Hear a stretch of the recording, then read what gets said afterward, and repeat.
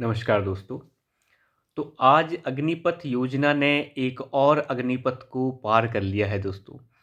जिस तरीके से अग्निपथ योजना को हर तरफ से जो है विरोध का सामना करना पड़ा था, आज ये साबित हो गया कि ये जो योजना सरकार ने बनाई थी वो कितनी जन के लिए हितकारी थी और देश के लिए ये कितना लाभ लेके आने वाली है। वैसे तो देखिए ये योजना बहुत ही बेहतरीन थी, अगर जो भी कोई इसका विश्लेषण ढंग से करे तो वो उसको अच्छा ही बताएगा। वैसे भी हमारे आर्मी और दूसरे सेना से जुड़े हुए अधिकारी जो हैं इसे बेहतर बता चुके हैं।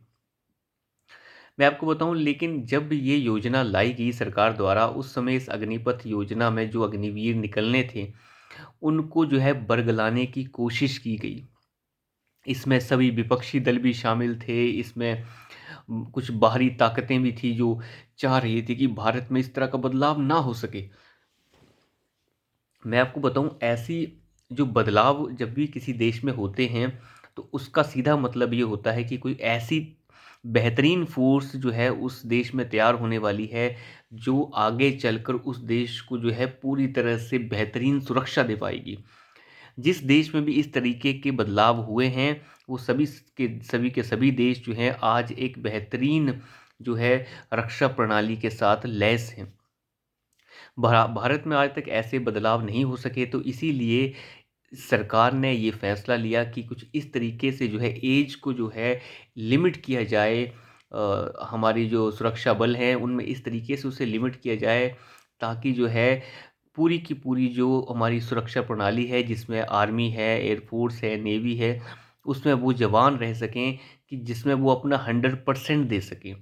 तो इस योजना में जो है लगभग आप कह सकते हैं 19 वर्ष से लेकर 23 वर्ष तक जो है उसे नौकरी करनी होती है।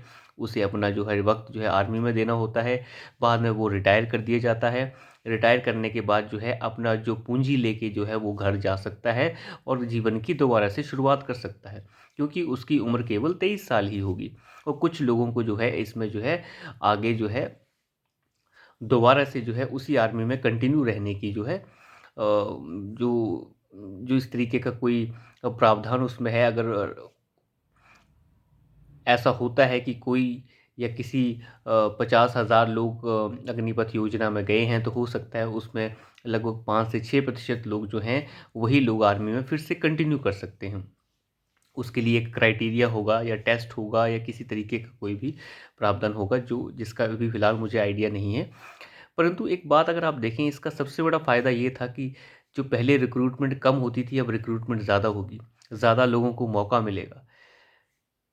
जो अग्निवीर होंगे वो 23 साल में घर पहुंच जाएंगे एक पूंजी लेकर, जिससे वो नया निवेश कर सकते हैं या फिर नया बिजनेस शुरू कर सकते हैं, कुछ भी कर सकते हैं।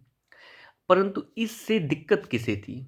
देखिए, विपक्ष को तो हर चीज़ से दिक्कत रहती ही है और आज शरद पवार ने भी जैसे कहा है कि हर चीज़ से दिक्कत ठीक नहीं है, विपक्ष को हर चीज़ से दिक्कत है। बुरे से तो है ही, मान लिया कुछ बुरा है उससे दिक्कत हो तो बड़ी अच्छी बात है। अगर अच्छे से भी दिक्कत कह होने लग जाएगी तो फिर उसे जो है उसे कहते हैं अपने पाँव पे कुल्हाड़ी मारना और कुछ नहीं। और कांग्रेस इस वक्त अपने पाँव पे कुल्हाड़ी मारने के सिवाय या दूसरे विपक्षी दल और कुछ नहीं कर रहे हैं। कांग्रेस जो है पता नहीं किस किस तरीके के गठबंधन करने की कोशिश कर रही है। वो सोच रहे हैं कि इसे मिला लें उसे मिला लें पर लीडर कांग्रेस ही रहेगी और जो है विपक्षी एकता होगी। ये है वो है, अडानी का मामला हो, ऐसे ऐसे मुद्दे जो हैं इस तरीके के मुद्दे हैं इन लोगों के पास। अगर आप उत्तर प्रदेश के पास जाएँ तो उत्तर प्रदेश में एक अखिलेश यादव है, एक मायावती है, जो एक दूसरे के साथ गठजोड़ बनाने में लगे हैं। कोई काशी राम की मूर्ति लगा रहा है तो कोई कह रही है कि अगर कि किसी तरह का कोई गेस्ट हाउस कांड ना हुआ होता तो सपा बसपा जो है देश पे राज करते। तो इस तरीके की वाहियात भरी जो हमारे छोटे छोटे दल हैं ये राजनीति के, ये इस नीति को कभी भी सही नहीं समझते थे। ये इन्हें अच्छे से पता है कि ये नीति बहुत बेहतरीन है, परंतु युवाओं को कैसे बरगलाना है, ये सारा का सारा काम सूडो लिबरल, सूडो सेकुलर और इस तरीके की जो वंशवादी राजनीति वाली जो पार्टियां हैं, जो अपनी छोटी सी राजनीति के चक्कर में देश को बर्बाद भी कर दें तो उन्हें कोई फ़र्क नहीं पड़ता। तो इस तरीके की जो राजनीति करने वाले दल हैं, इन्होंने विरोध किया अग्निपथ योजना का। और इसमें कुछ बाहरी ताकतें भी ज़रूर रही होंगी दोस्तों। मैं आपको बताऊँ, इस तरीके का जो आर्मी रेवोल्यूशन होता है ये बड़ा कम देखने को मिलता है। ऐसे डिसीज़न्स लेना बड़ा मुश्किल होता है। आज तक चाइना भी इस तरीके के डिसीज़न ढंग से नहीं ले पाया है। आर्मी रेवोल्यूशन में ऐसा होता है कि यंग से यंग फ़ोर्स जो है आर्मी में रहनी चाहिए, और ये बहुत ज़रूरी होता है किसी देश की जिसकी सीमाएँ इतनी बड़ी हों और जिसका आबादी इतनी ज़्यादा हो, और उसके अगल-बगल में इस तरीके के देश हों जो पूरी तरह इस तरीके से जो है जिनके ऊपर भरोसा नहीं किया जा सकता। तो ऐसे देश की आर्मी बिल्कुल परफ़ेक्ट और कम ऐज की होनी चाहिए, जो कि मारक क्षमता जिसकी बहुत ज़्यादा हो। तो आप यहाँ पे ये देखिए कि जब ऐसे डिसीज़न सरकारें लेती हैं, जिसमें अग्निपथ अग्निवीर योजना, मैं आपको बताऊँ अगने वाले 10 साल तक जब ये चलती रहेगी योजना, 10 साल के अंदर-अंदर हमारी आर्मी पूरी तरह से रेवोल्यूशनलाइज़्ड हो जाएगी। ऐसा लगेगा कि पूरी तरह से यंगिस्तान हो गया है जिसे कहें।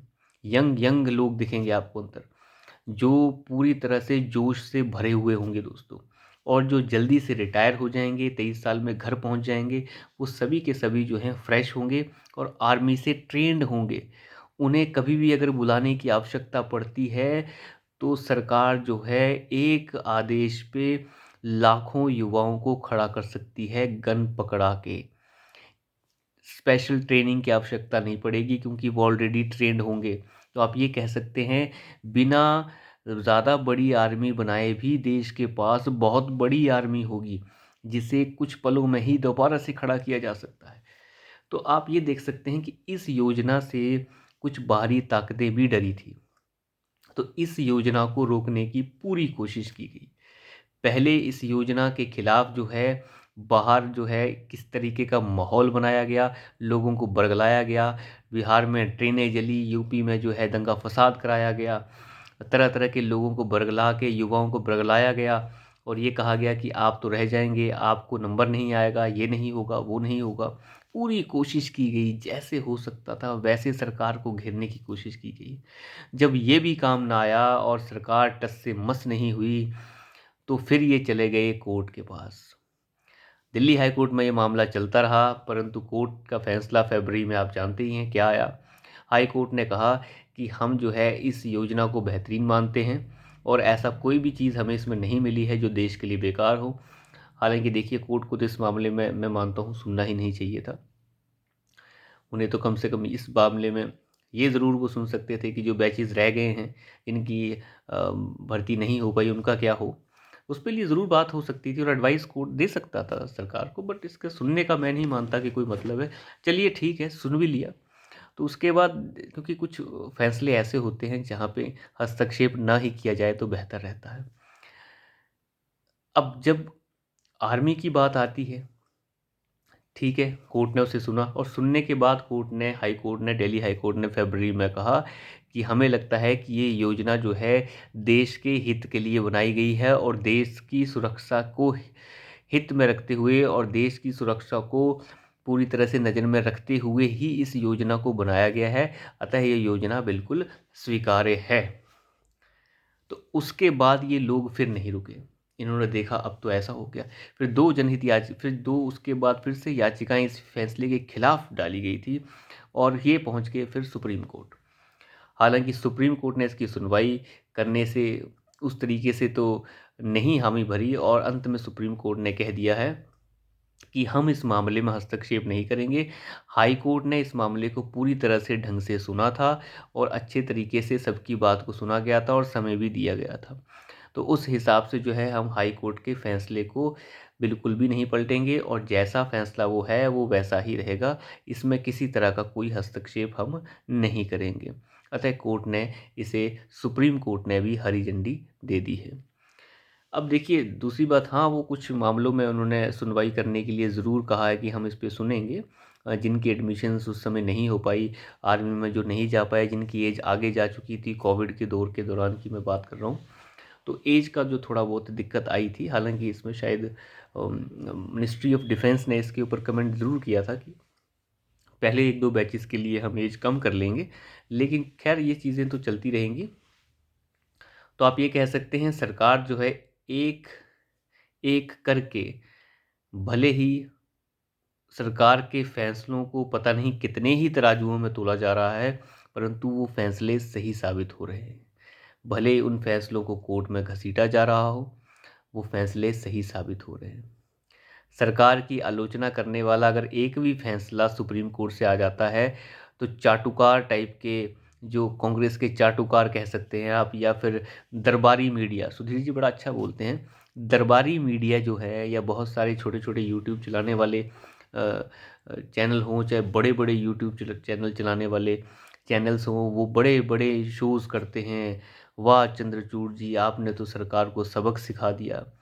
वाह सुप्रीम कोर्ट जी, आपने तो आज सरकार को औंधे मुंह गिरा दिया। सरकार जो है औंधे मुंह गिर गई है। तो आज औंधे मुंह कौन गिरा है? उन बेशर्मों को ये शर्म नहीं आती, एक खबर दिखाएंगे एक नहीं दिखाएंगे। भाई अगर सुप्रीम कोर्ट ने किसी चीज़ की आलोचना की है तो हम तो दिखाएंगे, भाई आलोचना हुई है तो हुई है। किसी किसी मामले में सरकार की आलोचना भी होती है, और वो होनी भी चाहिए, इसमें क्या है। किसी किसी मामले में सरकार जो है सुप्रीम कोर्ट को भी कटघरे में खड़ा कर देती है कि नहीं, आप इस तरह के फैसले नहीं ले सकते। बातचीत करने का तरीका होता है, हर चीज़ बोलने का तरीका होता है, बात को रखने का तरीका होता है, रखने वाला आदमी कौन है। अब इसका मतलब ये तो नहीं है ना कि प्रधानमंत्री उठकर सुप्रीम कोर्ट में कहने लग जाएं कुछ कि आप ये सही नहीं कर रहे।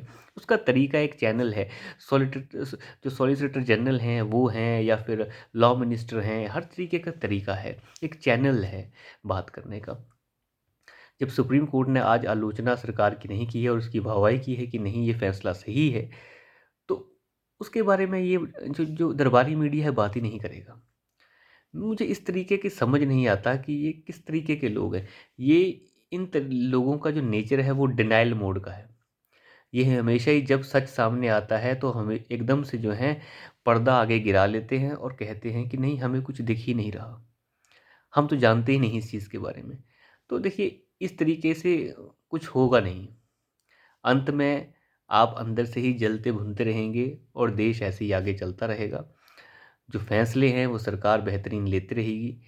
बाकी देखिए, हर आदमी को सेटिस्फाई नहीं किया जा सकता, परंतु कम से कम सुप्रीम कोर्ट के इस फैसले के बाद उन लोगों के मुंह पे तमाचा ज़रूर लगा है, जो लोग देश की हित वाली चीज़ों को भी बुरा बोलने में पीछे नहीं हटते हैं। और सरकार का जो मनोबल है इससे और बड़ा होगा, और अब सरकार जो है ऐसे फैसले और प्रबलता के साथ ले सकती है। तो मुझे लगता है कि हम सभी को भी इकट्ठे होना चाहिए।